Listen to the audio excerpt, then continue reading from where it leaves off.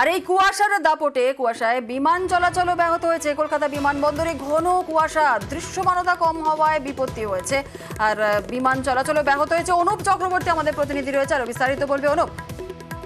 সকাল থেকে ঘন কুয়াশা, যার ফলে কিন্তু বিমান পরিষেবা সম্পূর্ণ ব্যাহত হয়েছে এবং সকাল 6টা থেকে কিন্তু ইতিমধ্যে বিমানবন্দরের দৃশ্যমানতা ভিজিবিলিটি 50 মিটারে নেমে গিয়েছে। কিন্তু সকাল 5:30টায় সে সময় 150 মিটার ছিল, সেখানে ক্যাট 3 ব্যবহার করার পরিকল্পনা নেওয়া হয়েছিল।